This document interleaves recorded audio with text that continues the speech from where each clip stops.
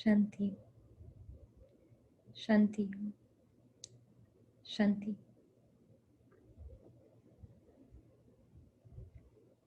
Namaste. Namaste. Welcome, friends, to our 6th session. Today we're going to be exploring this beautiful Buddhist practice called Metta, which translates in many different ways to English. The one that I really like, the translation that I really like, is loving-kindness. But Metta is also a word that is used in Buddhism to refer to a friend that can become a friend of the world, or cultivating an attitude of friendliness to the world. And for me, Metta is a very deep and direct practice. And I was reflecting on, as the music was playing and I was sitting in meditation, that in the past sessions we've been going on, we've been exploring and going over attention and sensing our attention span and learning to bring the mind back into the present moment and becoming aware of the triggers, becoming aware of how we shy away or defend against a very difficult world. And so it just brought a lot of joy to my heart to finally be arriving at this space of Metta, because this is really where the nectar is. But it was important for me, if I am teaching you or sharing with you something, to have that foundation, so that we understand that it is important to direct our attention, and it is important to learn that there's dualities within our minds, that sometimes we feel like we want this and another time you feel like we want that. Sometimes we're completely in love and other times we can't even imagine or remember how we put ourselves in a particular situation. And the mind is constantly creating these cycles of emerging conditions, as it's called in Buddhism, of pleasure and aversion, and joy and pain, desire and fear.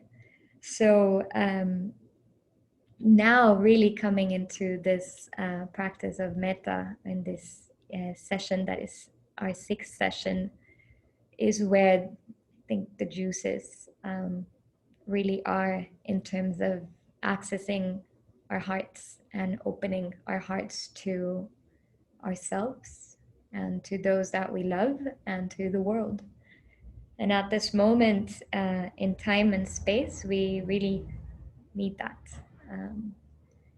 It's interesting because I was talking with Julie, who is joining us today live, yesterday in the car, and we were on the way home from my yoga teacher training, and we were like, wow, like 6 months ago when we rented a house together, we were like getting up really early every morning to do the meditation, and then we would like do yoga, and then we would both go to work really disciplinedly in our projects, and then in the evenings we would do like a nice yoga session and then go to sleep feeling like life's so great. And now it's like, if we don't sit for those 10 minutes in the morning, the day gets shitty. And like, if we don't like get a hold of our breath, life is difficult. And so it's turning, meditation as a hobby to like a life practice in which we can feel comfortable inhabiting our hearts, whatever is happening in the external conditions. And so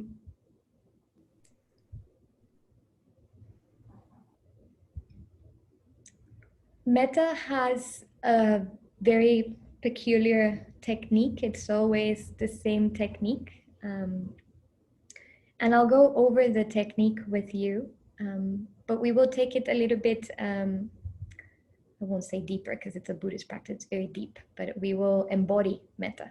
So it's not only a mental practice, but we will work on building towards that. And I have prepared an email where I'll send you a beautiful poem that is translated from Gautama Buddha, speaking about what should we do to cultivate goodness in our hearts. And that's what metta is a heart of goodness.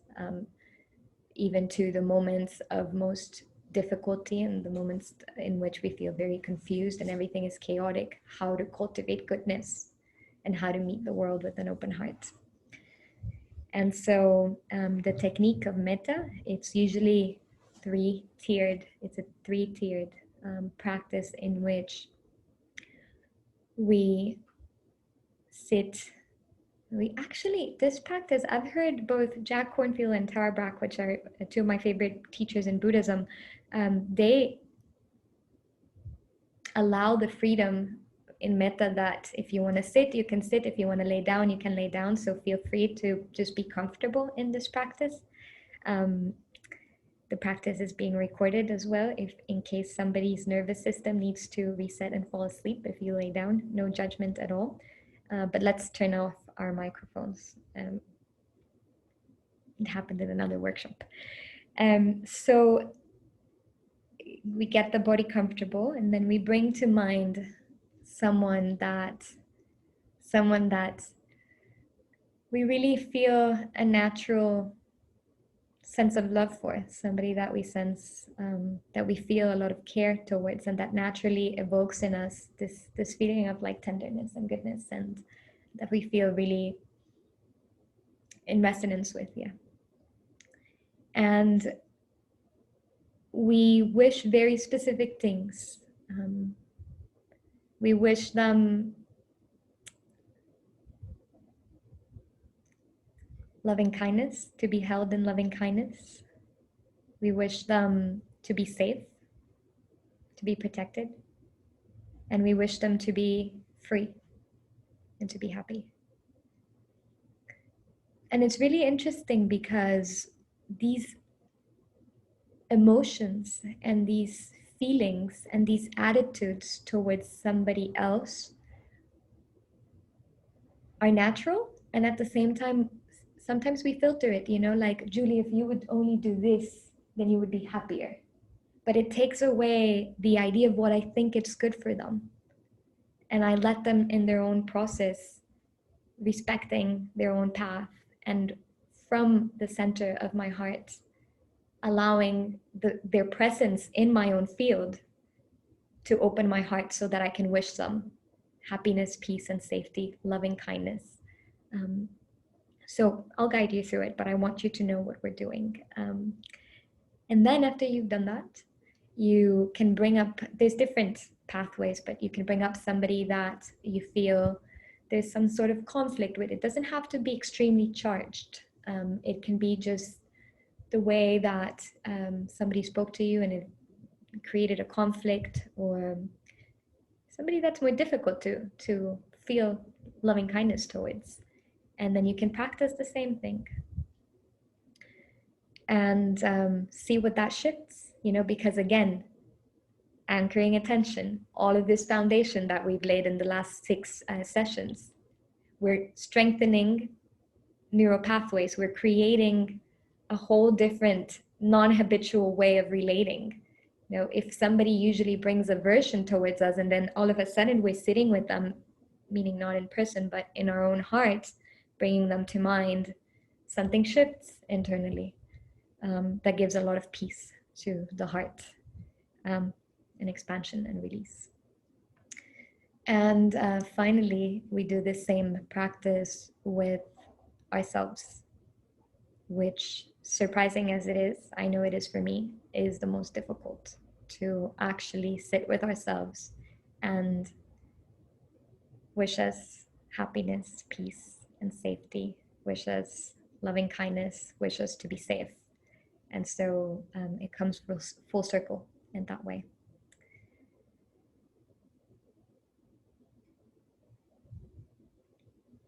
And there's many stories,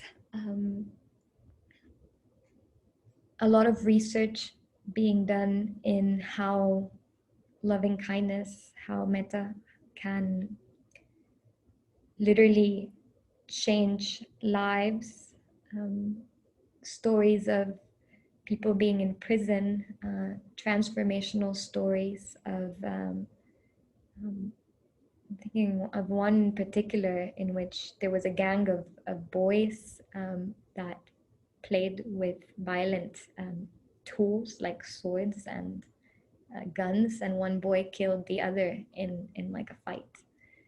And during the trial, the mother of this boy was so sad, shocked. But what she told when the police officers were taking the boy that had killed his son, she told them, "I'm going to kill you when you get out." And this boy went to prison, and she would visit him every day, and she would bring him really good, nourishing food, and she would read to him a story. And then she would practice metta. And years later, when the boy came out, she, I can't even recall right now, she decided to adopt him or she decided to pay tuition for his college, or I can't really, there was an attitude of kindness and of compassion so strong that she said, you know, remember I told you I would kill you? Like I did, because she killed, let's say, with tenderness and with love, and she completely transformed this boy's life. And this is very delicate, of course. This is why I say, let's bring to mind a conflict that is easy to manage. But I just want to show you like the depth and extent that this practice can touch. And there was another story that we had reviewed of a father and a son early in May. So I'll include those if I can find the story narrated or even a video, if you're interested in that, in the newsletter. I know I've been behind, but I'll catch up this week. So that said, I would like to just open the floor and see if anybody has any questions about this before we tune into the practice, or if you just want to go directly into the meditation, that's fine. I'll just wait a little bit to see if somebody would like to say something.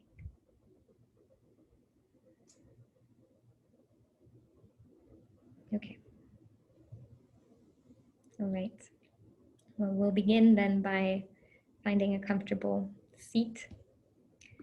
And again, feel comfortable to lay down if you prefer to do that.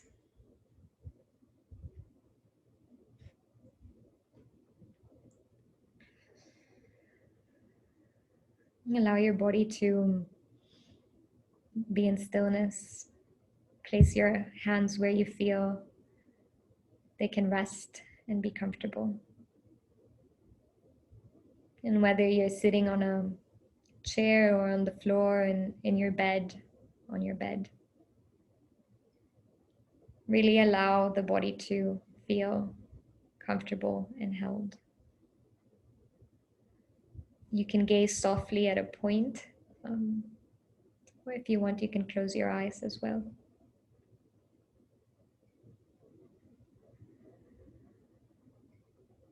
And just become aware of the breath.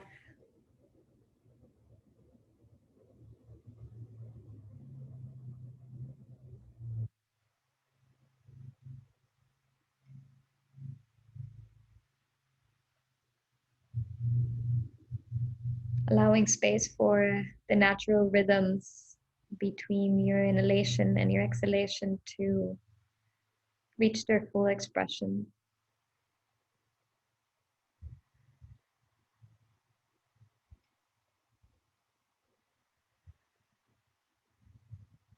See if your body needs an adjustment to feel even more comfortable.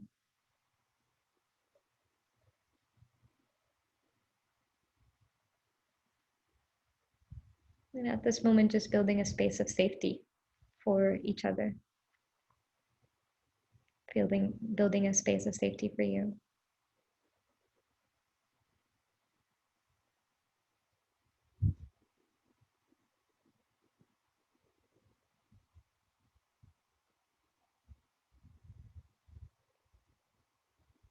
With each inhalation, allowing the lungs to expand and the air to reach into those spaces it usually doesn't reach because our breath is shallow. And with the exhalation, relaxing, releasing, and letting go.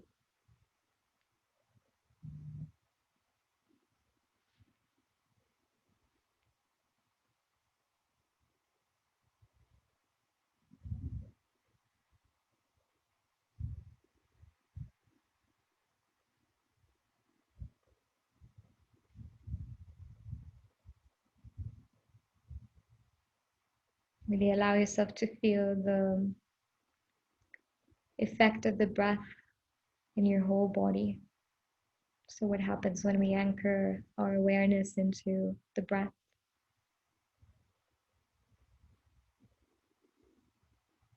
The breath that only we can tune into.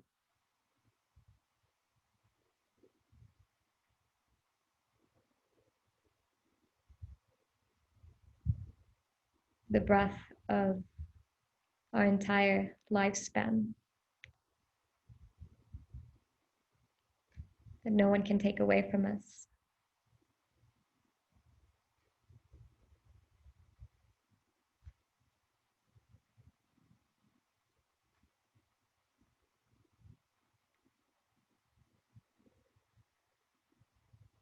And let that breath be soft in the sense of gentle. Maybe you can even find sweetness in your breath.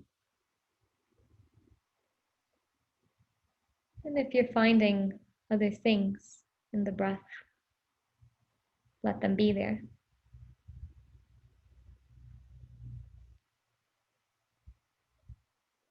With each inhalation, allowing the body to get more comfortable in stillness. And with the exhalation, allowing the body to relax, to release, and to become more present to the world inside, to the heart, and to the limitless expression of the love that we have within.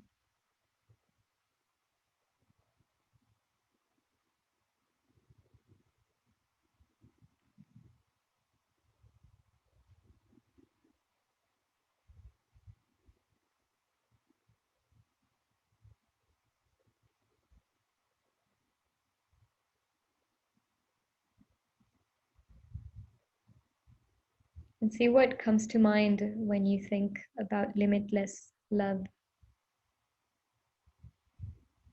See what effects that has on your body.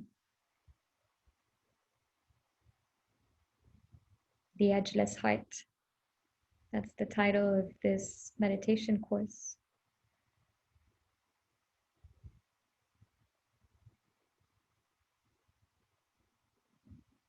Finding our own edgeless hearts.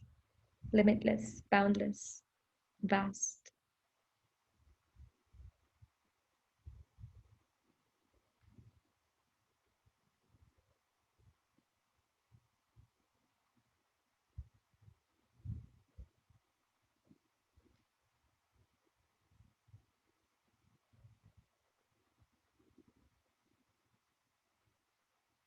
See if this sense of love can naturally rise in your being, a feeling of smiling. As we talked in the introduction, Metta can also translate as friend.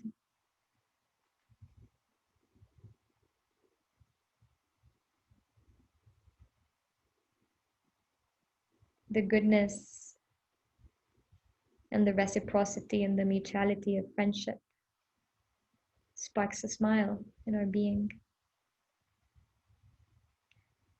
And yet in this moment, it's impersonal. See if you can summon up a smile at the curve of your mouth. Soft, pure. And see what that does to your entire face. Notice if that changes anything in the way that you're breathing and your posture.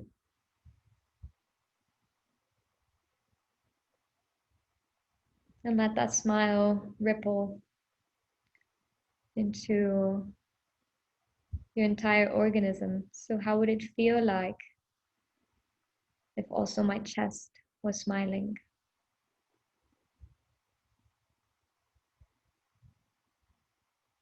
If my hands were smiling, open, vulnerable, reciprocal?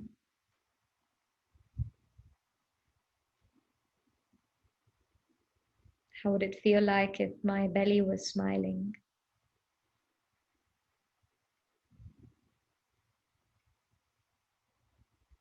Let the hips smile.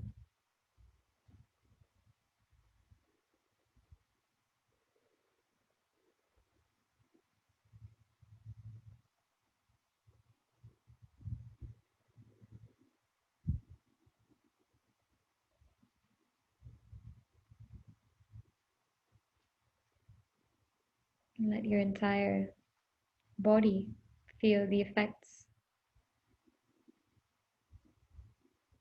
of a state of equanimity and joy.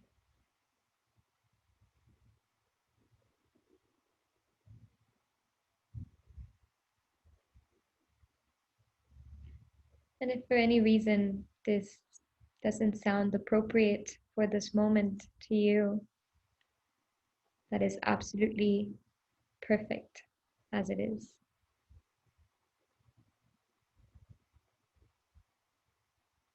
You can allow yourself to feel what is rising and meet it with an open heart.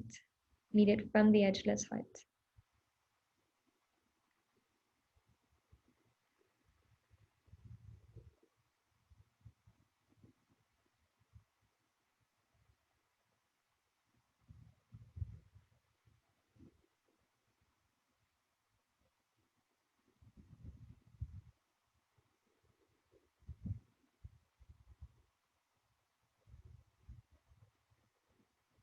Allow yourself to cherish the space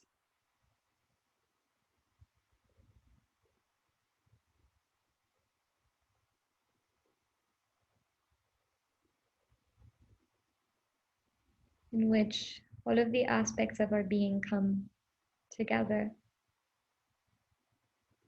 The mind practicing equanimity, the body getting the benefits of the nervous system being restored, and all being summed up by a smile. When we smile, we are signaling the nervous system that it's okay to be with the guard down, that it's okay to be safe, that we feel safe. And so allow yourself to feel the blessing of safety.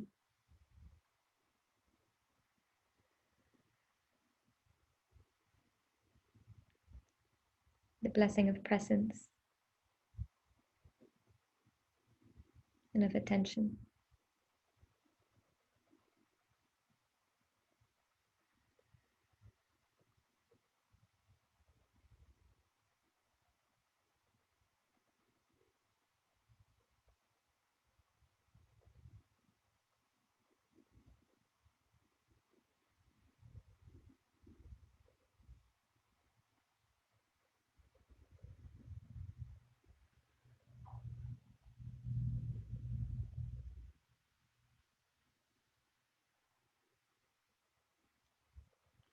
I will read to you a poem by Hafiz.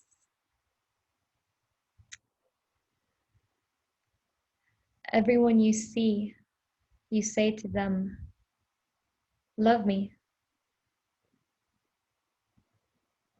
Of course, you do not do this out loud. Otherwise, someone would call the cops.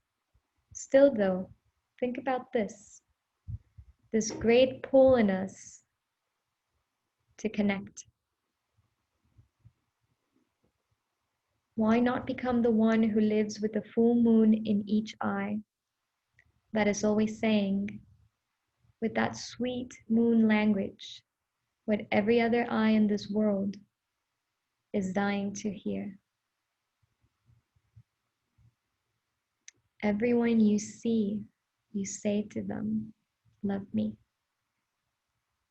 And everyone we meet is asking us for one thing, and that is love.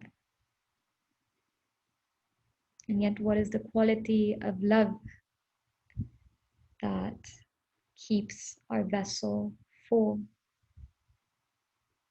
What is the quality of love that will never deplete us?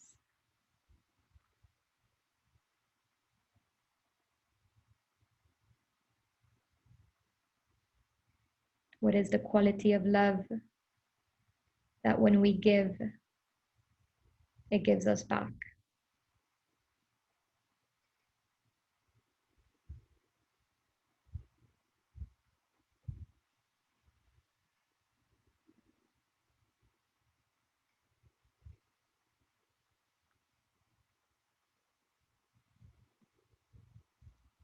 From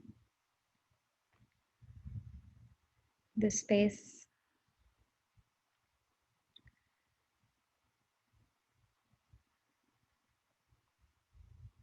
you can allow yourself to bring up to mind someone that you care about. And allow yourself to truly see them in your mind's eye, in your imagination, in your field. Bring their energy into your field. Focus on this person. It can be somebody that is very close to us, that we see daily. Or it can be somebody that changed our lives. It could be a mentor. It could be somebody that we don't know and yet we feel we have a love for.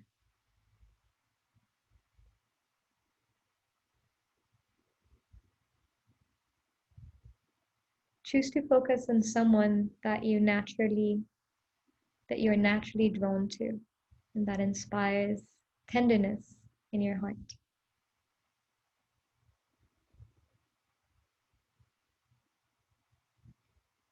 Before getting into any technical procedures, simply allow yourself to be with the energy of this being in your own field.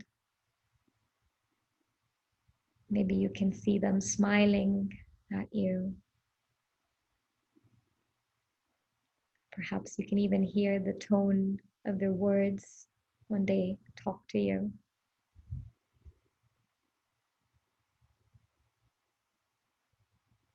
Perhaps you can see the glow in their eyes.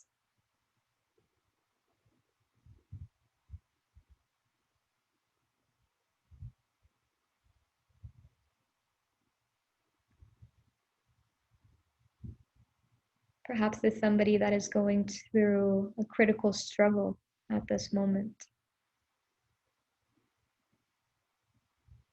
And yet allow yourself to not focus on a particular situation, but rather on their being and who they are, on their hearts.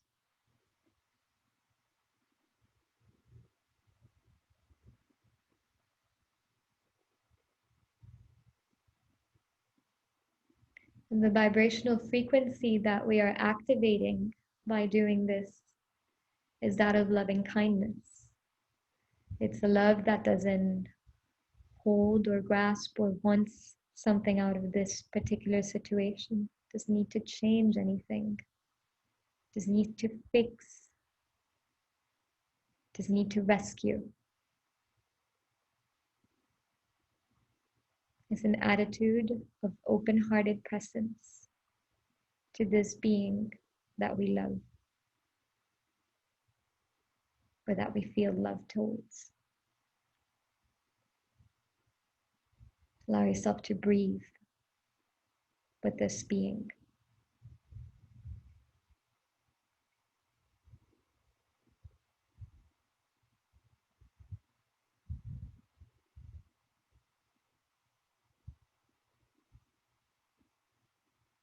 Really imagine that you can gaze into their eyes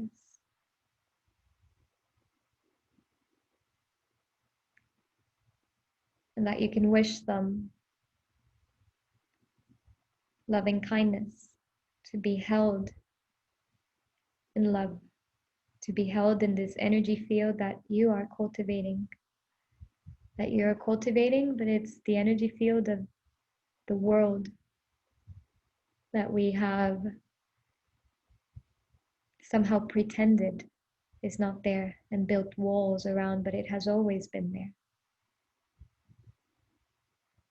So wish for this person to be held in loving kindness.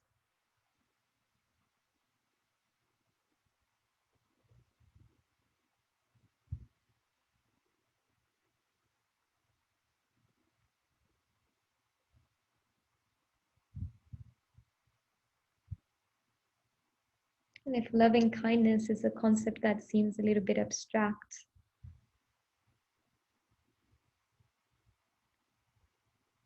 just abiding in the space of goodness with this person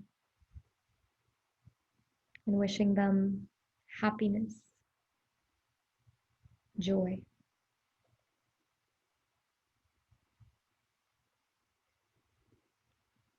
You can say to them,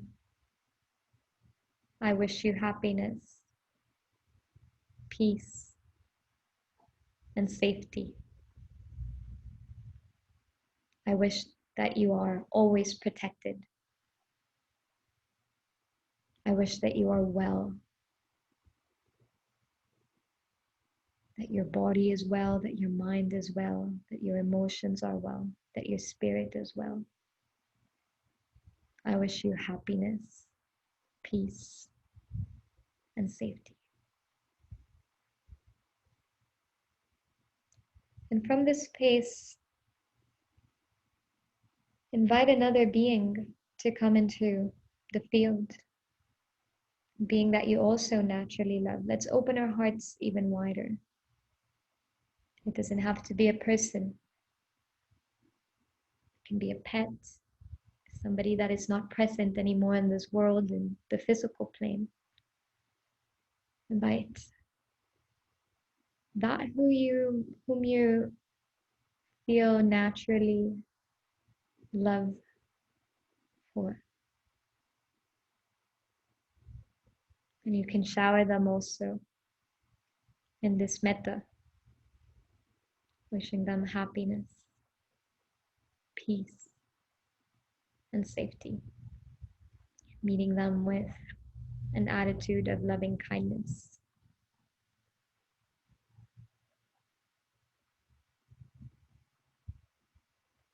May you be filled with love. May you be safe. May you be protected.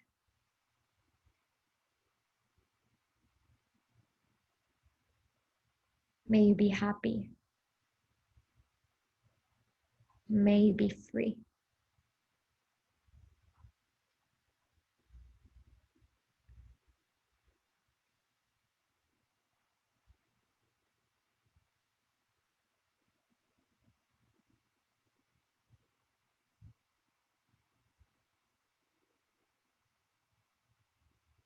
Now imagine that these two beings are looking back at you and receiving those blessings, accepting those blessings.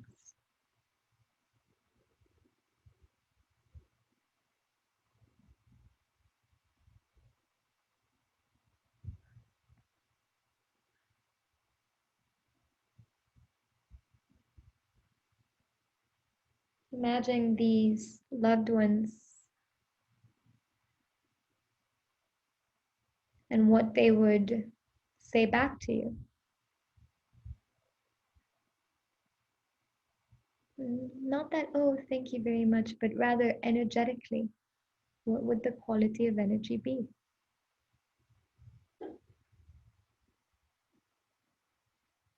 Feel that reciprocity and that shower of love. Open your heart even wider.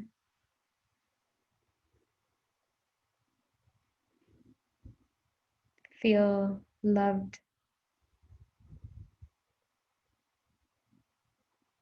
by the kindness and the generosity of spirit of those who you love.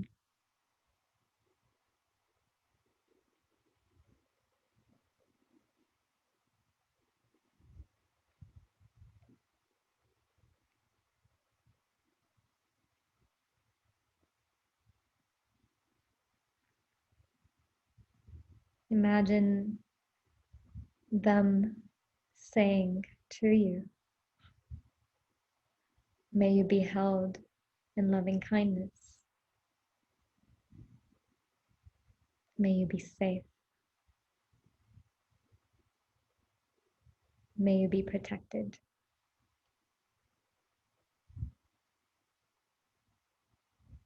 May you be truly, authentically, genuinely happy.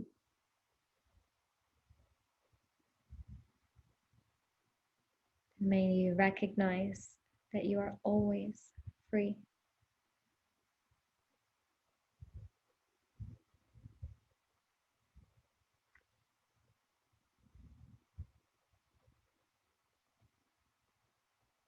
Recognize that you are always free.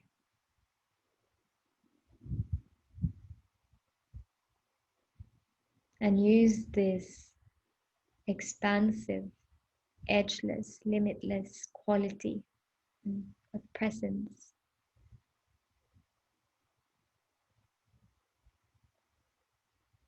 to wish these blessings to someone that you feel there is a conflict with.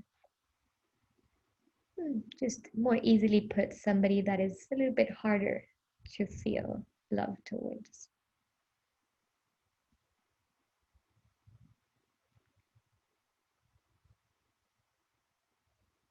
Imagining them being in your field and really gaze at them in the eyes, if possible. Perhaps you can envision how they're posturing themselves and how they're looking back at you. And perhaps you can even see that just like you, they're going through struggles.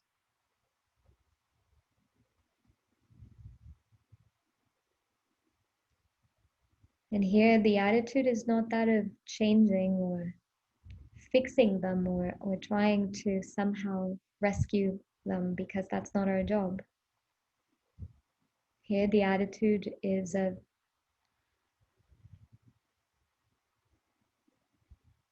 becoming a friend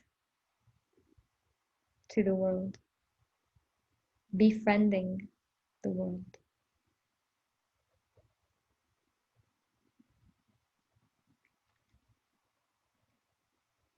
It's non-personal. It's recognizing that every being deserves love. Every being deserves safety. Every being deserves to be protected.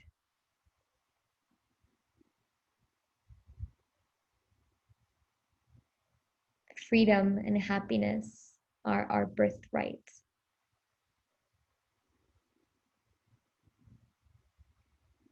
So genuinely, you can do it in a detached manner. Wish for them to be safe. May they be held.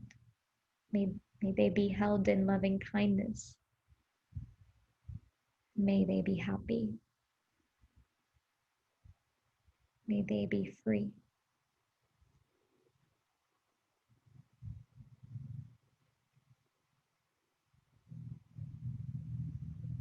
And allow this to extend further. In Sanskrit, there is a mantra. I'm bringing two different doctrines together, but it's all the same. Loka samasta sukhino bhavantu. And it translates as, may all beings in this world be happy and free. And may whatever I do in this world have an impact of influencing that realization in every heart. Loka samasta sukhino bhavantu. And so allow the metta to grow even wider to those in your home, if there is somebody in your home. You don't have to go through the technicalities, just allow the heart to grow open and love to flow freely to those in your neighborhood,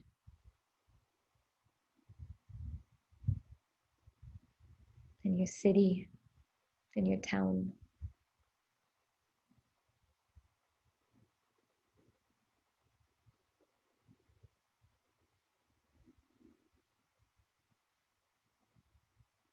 In your country. Just allow whoever comes to mind to receive this blessing. Let the heart grow open.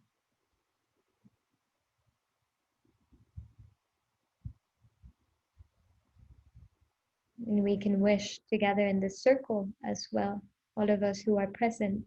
Maybe we know each other personally, or maybe we've come into this group and have gotten to spend a few hours with each other.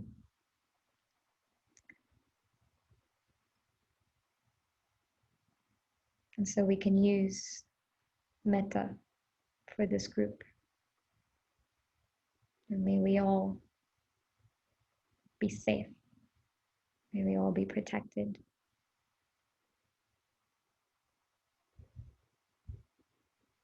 May we all enjoy the loving kindness that is here. May we all learn to emanate that.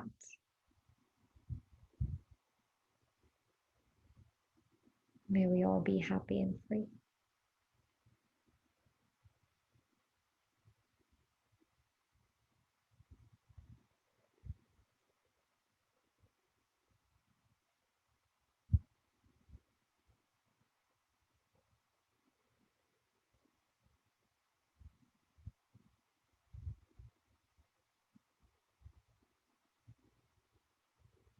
Finally, to close the formal practice, we can turn awareness to our own hearts,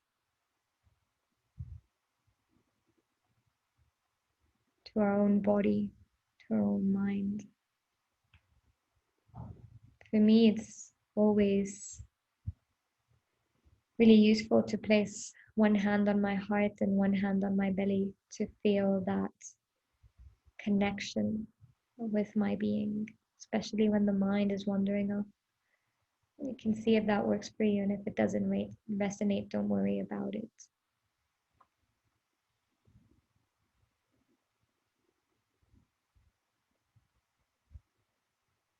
Just allow yourself to be with yourself.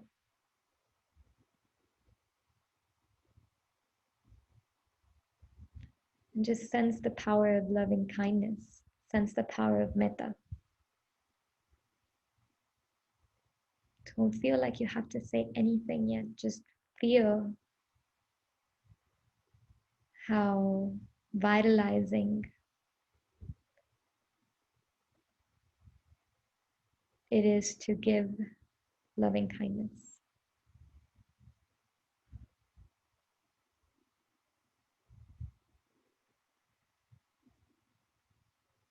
It's not really a practice, but then you're like, oh, I'm exhausted. I gave so much. You rather feel charged up.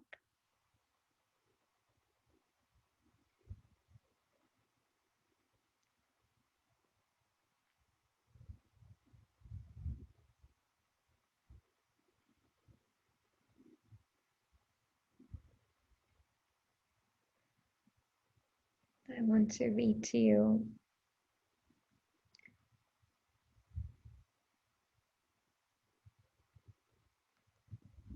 from one of my favorite teachers in Advaita, Nisargadatta Maharaj. You can just listen to the words, and then you can read it on the screen when we finish the meditation. But for now, just listen.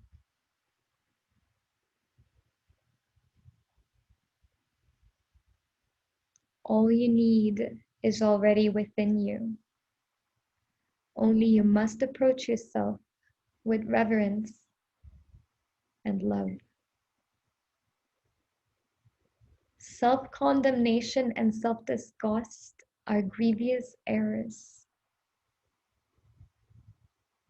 Your constant flight from pain and search for pleasure is a sign of love you bear for yourself.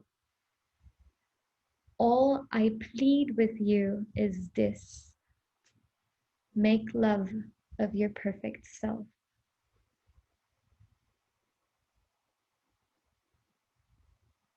Make love of yourself perfect. Deny yourself nothing.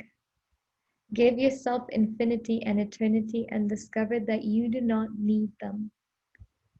You are beyond.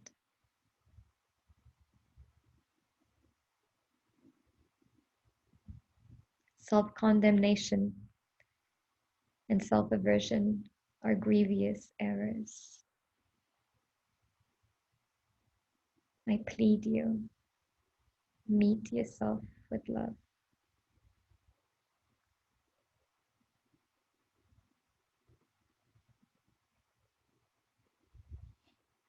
Deny yourself nothing. He's not talking about denying yourself a chocolate bar. He's talking about you, your heart, your true self, shining with all the radiance that you have, using your intelligence to the full capacity that you have, opening your heart and denying no thing.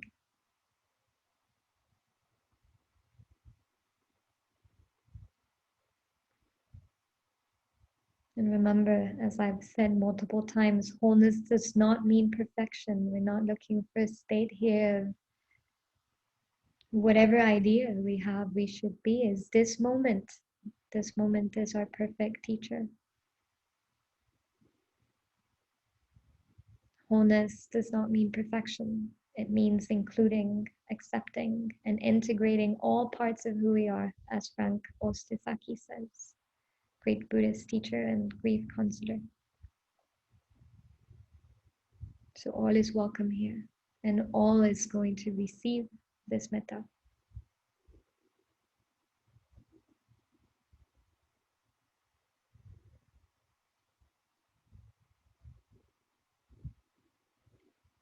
But before we go into the technicalities of it, I want you to explore if there's a part of yourself that feels that needs to be heard right now. And invite that part to join the meditation. Part that feels rejected somehow, maybe some struggle that happened in the day, or comment somebody made, or a way that you put yourself down and you have a tendency to not give yourself that space. Welcome all the parts of your being, because we have multiple parts.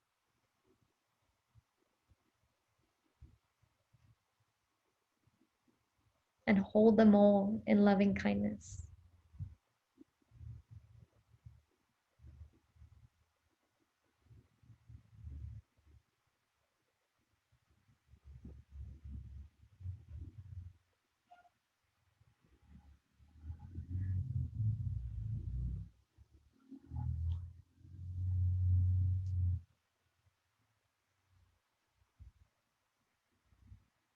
If you see there's a tendency of the mind to go into a different thought, that is part of it. Remember, we talked about protective mechanisms. It's really hard because we haven't been trained to receive and digest love.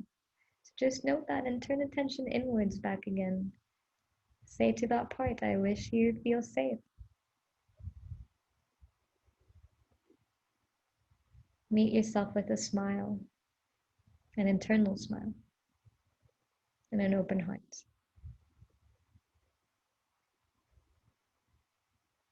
And see if you can find the edgeless heart that is holding all of the different parts of your being. Deny yourself nothing. And from this space, you can look really deeply and wish for yourself.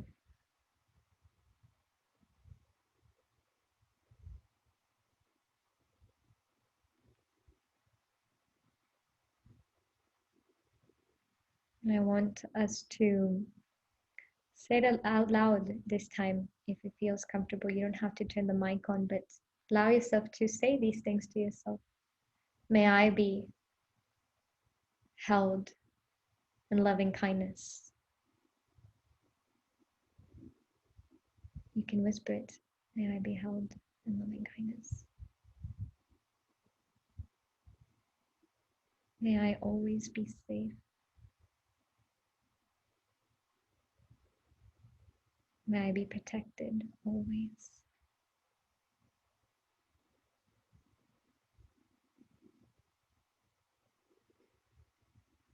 May I always feel safe. Safety.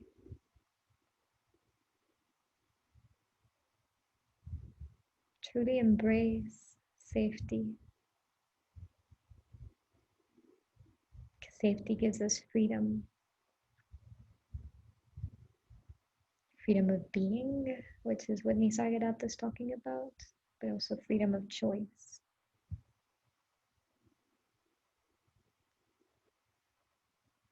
May I be free. May I recognize myself as free in loving kindness. May I be well. May I learn to listen to my body so that my body can be well. May I learn to listen to my mind in a compassionate and mindful way so that I can understand myself better, so that my mind can be well. May my heart be well. This is the real wellness industry right here.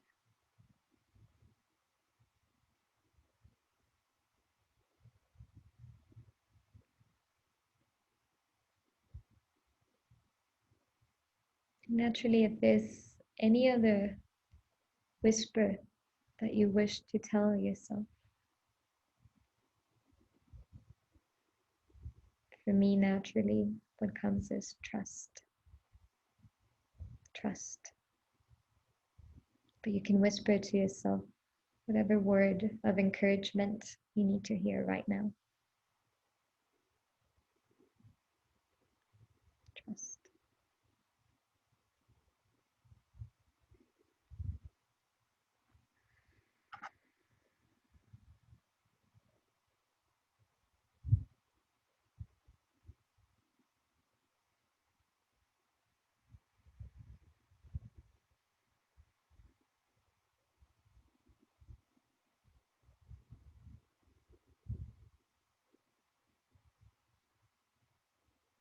Abide there. There's no need to turn attention to anything else right now.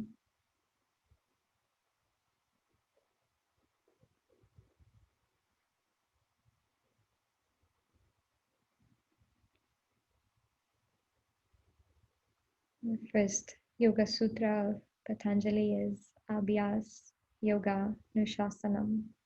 Now is the inquiry of yoga. And yoga, we talk about yoga as union, the union of our being, of all these parts of ourselves with the entirety of the world. I'm not talking about placing our foot behind our head or anything like this. Now the inquiry of yoga. Now this moment, right now. the openness, the receptivity, the edgeless heart, the free heart.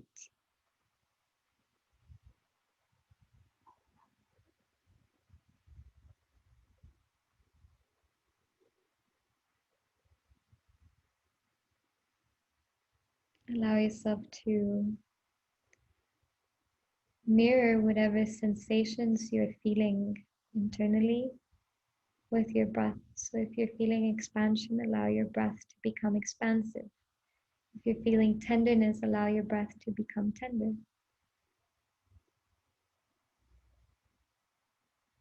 If you're feeling softness,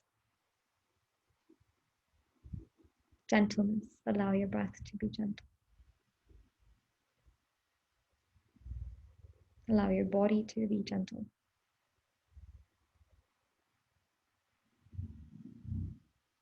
And also recognize the strength that lies in our power of wishing and of allowing these blessings to become a reality. And we're not wishing these people to be happy in a year, next week, it's right now. Same with ourselves, right now. Nothing to change, nothing to manipulate, right now. Abhyas, yoga, nushasanam.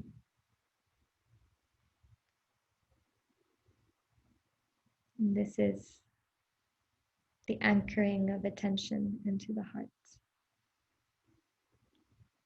and expanding it into the entire world.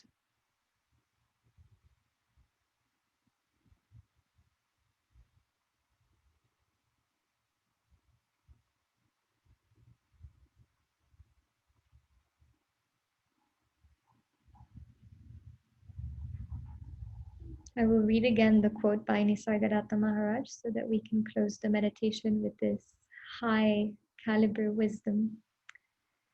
And if you feel like you would like to read along, because that helps your attention, you can open your eyes and you'll see the quote on the screen.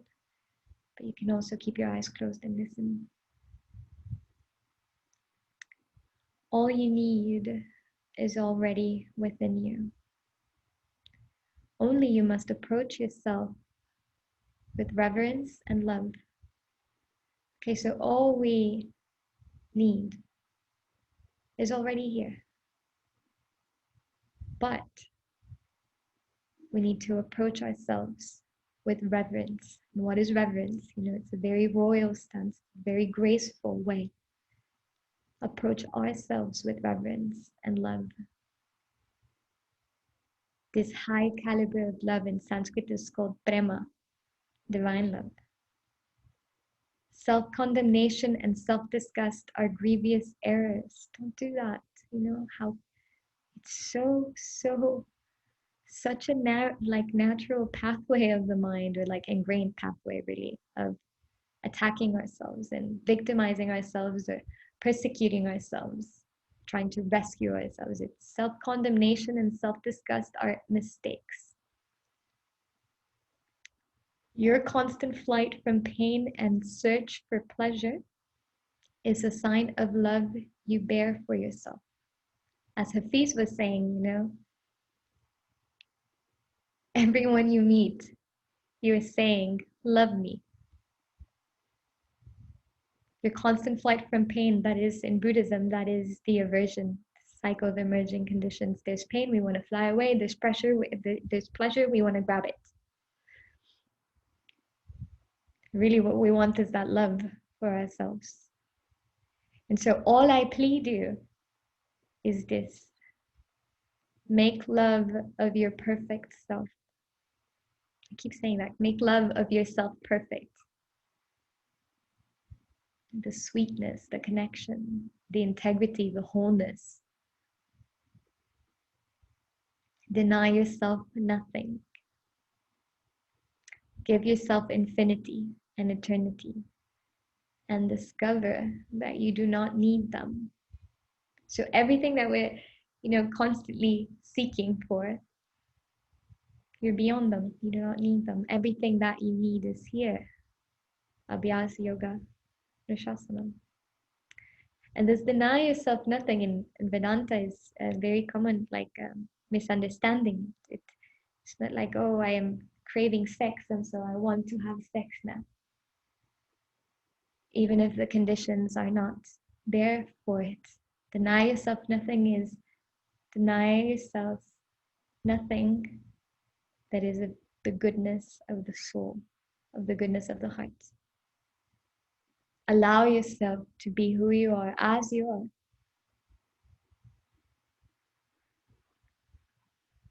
How dare we deny ourselves loving kindness, freedom, joy, happiness? Deny yourself not. Give yourself infinity and eternity, the whole world. And discover that you do not need them. You are beyond. That's the edgeless heart. All of these parts wanting different things, the vrittis of the mind, the grasping and the repulsion. You are beyond that. And yet containing all of them. And so with this, I wish you all a safe night. And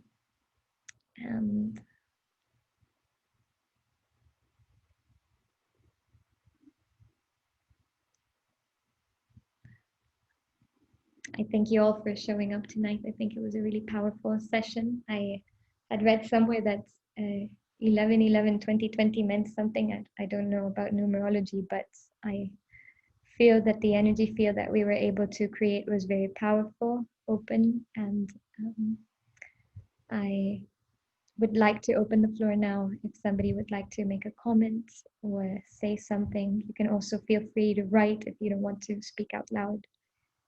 But the floor is open if anybody would like to say something.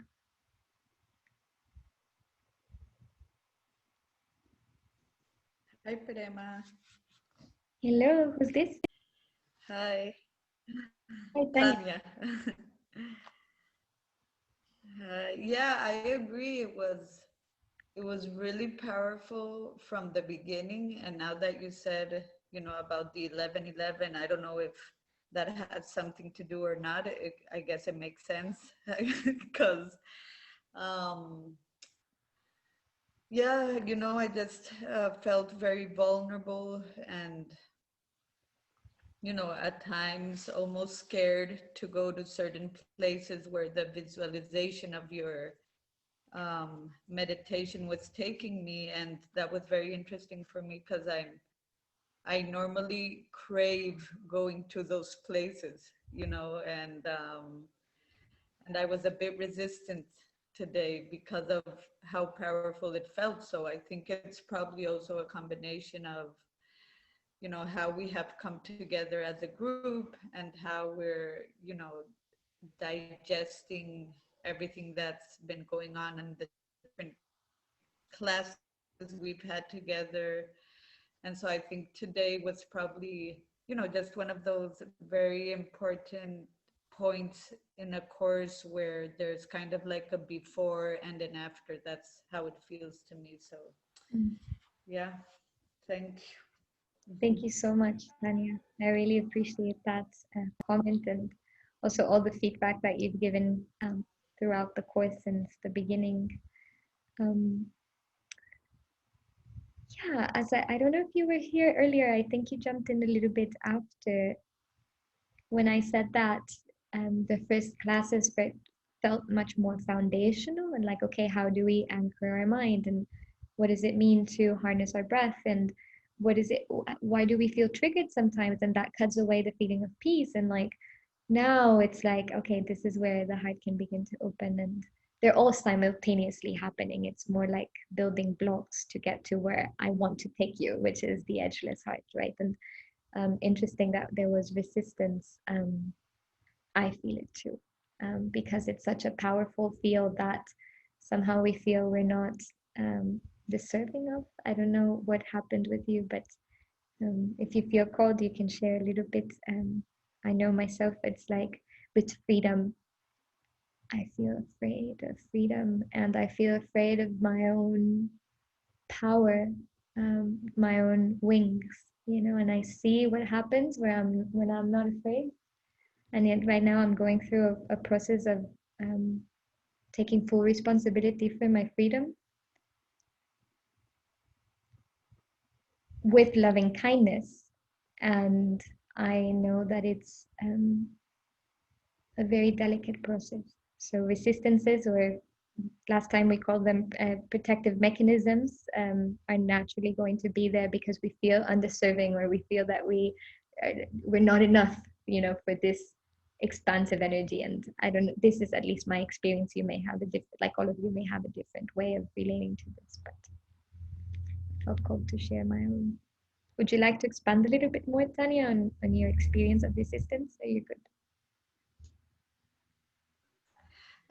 It's very interesting you say that, because I still don't understand how I can go from feeling undeserving, which I did, and then at other points feeling like feeling like the complete opposite, like, whoa, I don't know if the world is ready for this edgeless heart that I have. So it was kind of like a dichotomy, a dichotomy of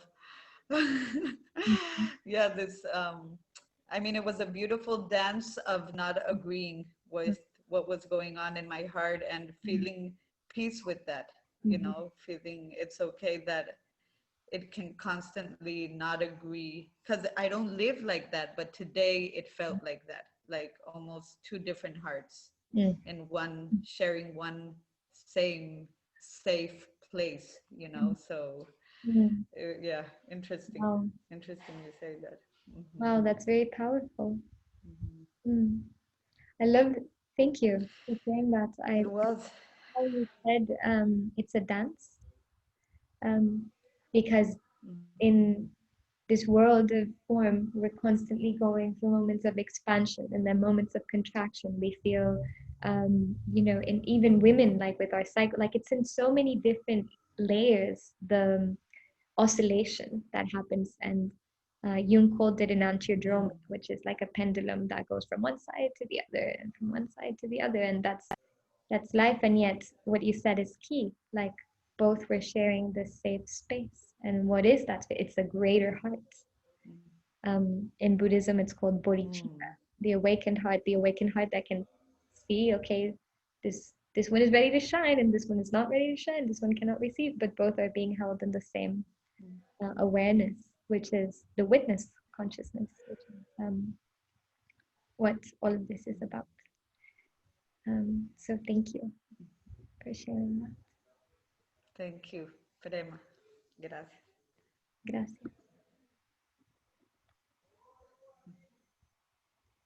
Kyla, did you want to say something? Oop. Yes. How are you, everybody? Good night. Not putting my camera. I'm in pajamas already. Okay, But anyways, it's a it was picture. great. Yeah, it was great, Prema, and I fully agree. It was different type of energy today, and probably it's because it got extended. You put a couple of quotes as well, so it definitely changes and helps at least myself through the meditation process to kind of flow more and kind of feel it more. So thank you for that. It's different, and I believe each of our sessions has truly added a lot to me and my meditation, classes, and getting better and better all these sessions. So thank you for that passion and for sharing this with us, because it comes so naturally and it flows so easy and so smooth. So I love it. I enjoy it. I always, can't wait for these sessions. It goes so fast that it's almost like, I can't believe it that, just goes. I mean, it's already 1 hour and 26 minutes and it just feels like, 10 minutes. So that was just kind of a comment. And then wanted to ask to you and others, when you said, hey, try to whisper, what came to you was what I heard, like behind your voice. It was like trust, trust. But to me, it came like self-care, self-care. And the reason probably is because I've been working into that, self-care. And to me, self-care is from enjoying a cappuccino, from, do my manicure, meditate, yoga, gym, tennis, everything that makes me smile, laugh, and enjoy. Mhm. So if anyone else wants to share as well what they whispered, will be great to hear that. And just wondering, what did you feel, and why trust came to you when you whisper within that context that we were talking about? Thank you, Kyla, for everything that you said. Maria Jose says flow. Yes, if people want to write what word came to them, you're welcome to. If you feel it's really intimate, don't worry about it. Self-care, such a subject. Self-care, self-love, peace, acceptance. So key, acceptance, rest. So important, Jimena, I know. Self-love, Tanya.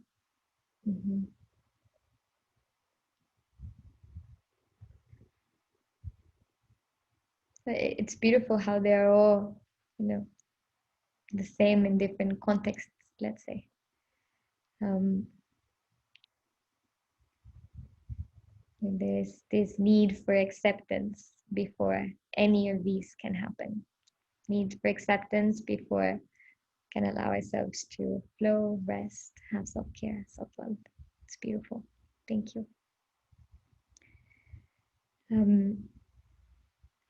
We had done the whispering in one of the sessions, was when I was in No Pasa Nada, in the recording studio, and we whispered to ourselves as well. And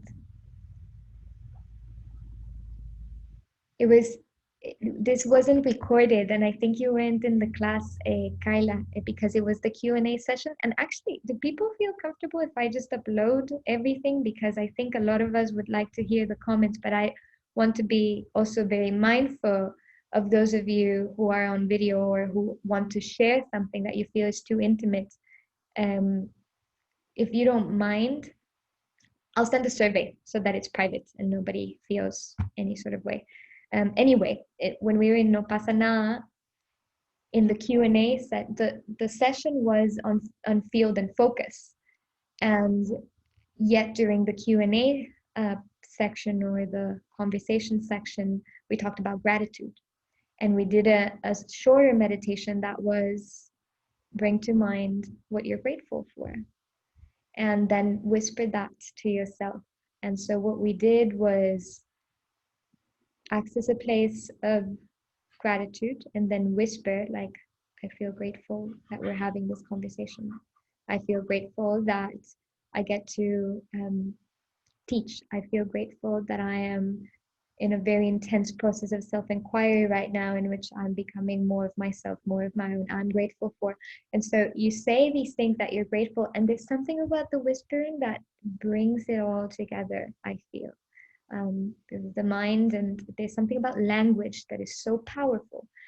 And so it's usually not used in metta. This is prema, mixing things in a pot. Jimena says that whispering process feels very natural and revealing to me every time. It's so sweet. The whispering is so caring. And we can do this any moment. Like, we can be like super stressed or super challenged or really sad, and so remember, like, trust.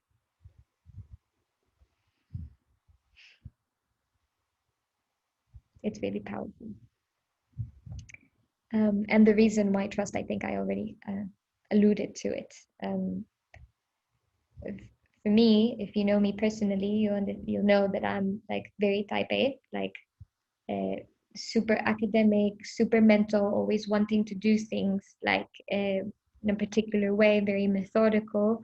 Then there's a part that's not methodical at all. But anyway, I'm a control freak, and I like controlling things.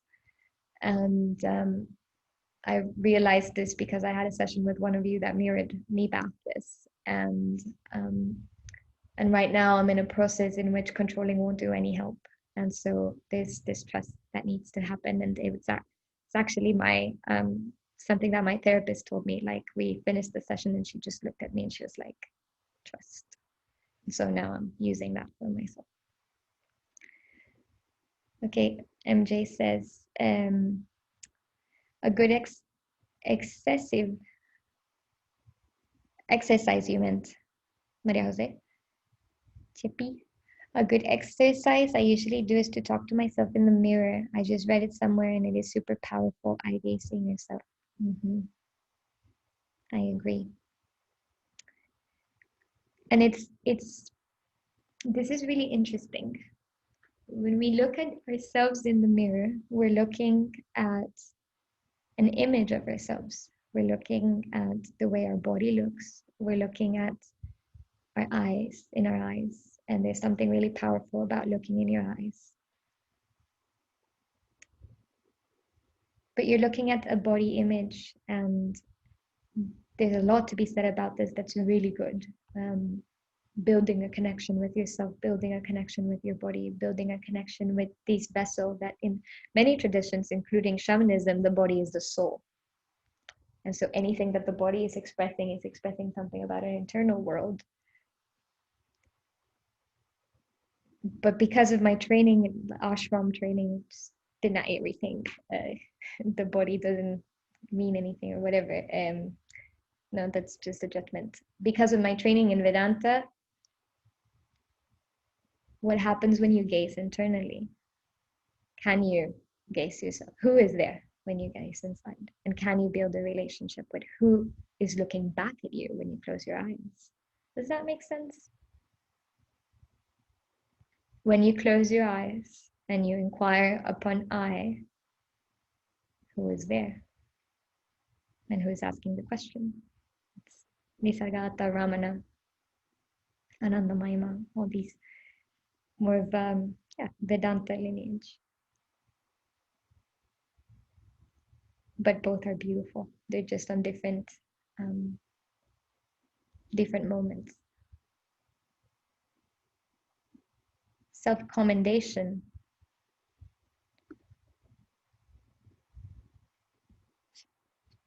Would somebody like to answer that?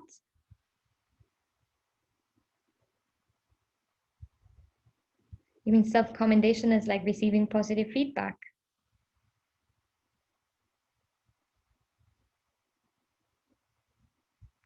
Carlita? Sorry, I was in mute. It is more, if you could give like a practical example how that relates within the context of the last slide that you show. That phrase, it was something about self-condemnation and something else. Self-condemnation. Condemnation. Oh yes, condemnation, sorry. Interesting though, they have the same root. It's the same etymology. Commendation, okay. It's like, Carla, I commend you for being an amazing student. Okay. ¿Verdad, Tania? Carla, I commend you for being an amazing student, for always showing up, for doing all my workshops. I commend you because you have been so diligent in your internal process and finding your own freedom. I commend you because all the efforts that you've taken this year had led you in this beautiful self-exploration. That's a comment that I'm commending you for something. Self-condemnation would be like, let me use an example that is not too violent. Condemnation is blame. Condemnation involves blame, involves guilt tripping, involves a sense of contraction. Condemnation involves judgment, involves wrongdoing. Okay. So I am. You also like misjudging, like you kind of sometimes are too hard on yourself, or not? Exactly. So an example of this is, did you say I was cutting off? No. No? Okay. Self-condemnation. And I first read this quote when I decided to leave the ashram. And I had dedicated my life for a significant period of my life for the age that I had. Because I was 20 before I turned 25. And I had spent at the ashram contemplating and dedicating all my life energy to this one place, to God, in the best way that I could find. I had taken vows. I had decided I would become a disciple, and yet there was something in me that didn't feel that that was the path anymore. It was at a moment, like we've discussed before in other workshops, that Mahatma Gandhi says, my commitment is to truth, not to consistency. And there was something that was more based on consistency than on truth. And I decided that I was going to quit being a nun in that context. And I always say that because the concept of the ashram is a little bit difficult for people to grapple with. But I decided that that wasn't going. I was going to leave. And this quote helped me have so much compassion for my heart, because I felt that I was condemned, because I was making a choice that was no longer aligned with the doctrine that I had, perceived as the truth. And so I condemned myself for it. And I was like, oh, but if I do this, then I'm going to be less spiritual. If I do this, it means that I'm closing my heart to God. If I do this, then it means that I am not meant to be a teacher. If I do this, it means that I am never going to be a sadhak. If Gadi is here, he's going to completely understand what I'm talking about, because we were together at the ashram. And this quote was such a saving grace, it's all still happening. Nothing has changed. I'm more celibate now than I was when I was at the ashram. Like, don't take that with a grain of salt. And so self-condemnation is any sense of self-attack. Now, I'm using an example that is very personal, and I know not all of us go to the ashram, but I for some reason, I feel like sharing juices with you today. So we all have moments, we're in a relationship, we feel this relationship is no longer working, we condemn ourselves to be in it. We are in a job that is paying the bills, but we know there's another opportunity, but there's fear and we don't take that. We have physical symptoms, we condemn ourselves for it rather than have compassion and ask ourselves, what is this symptom expressing to me? And there's so many ways of self-condemnation that we do. And that is just a call for love. Thank you so much. And by the way, I will never imagine you're a control freak, because so I am. I think all of us here in one way or another. People's like, did you do class number 4? Yes, I did. Okay, anyway, I think we can close. We are a little bit just ahead of time. If you would like to stay for a final meditation, we can close in 2 minutes if you feel like it. And if you feel like you have to go on time, don't worry, you can just leave the session. But if you decide to stay, you can close your eyes, take a deep breath, allow the inhalation to expand your lungs, and with the exhale, release gently, softly, and let go. Inhale again, fill up your body with fresh air. And with the exhalation, relaxing, releasing, letting go. Inhaling once again.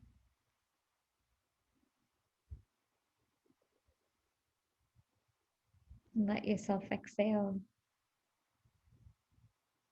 very naturally, very softly, gently. Once again, inhale for 1, 2, 3. Hold that breath. 1, 2, 3. Exhale gently. 2, 3. And stay with that breath for 1, 2, 3. Inhale. 1, 2, 3. Hold that breath in for 1, 2, 3. Exhale softly, relaxing, releasing, and stay with that breath for 1, 2, 3. Inhale once again. Hold that breath in. Exhale gently, softly. Stay without breath. Inhale one more. Hold that breath in. Exhale softly, gently. Stay without breath.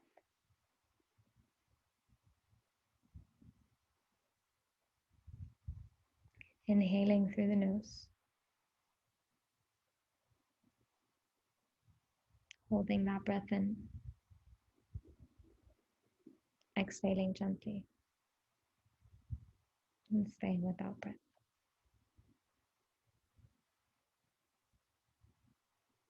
Return to a natural breathing rhythm.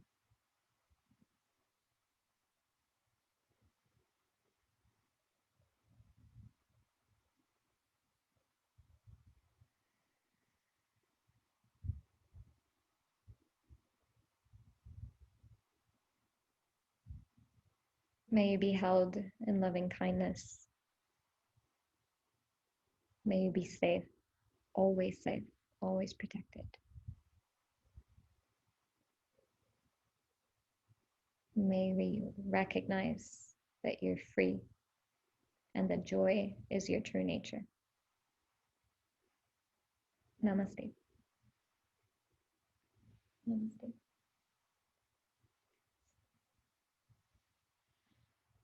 Good night, everyone. I love you. See you on Sunday. Gracias, Prema. Buenas noches. Gracias, buenas noches. Buenas noches. Gracias, Prema.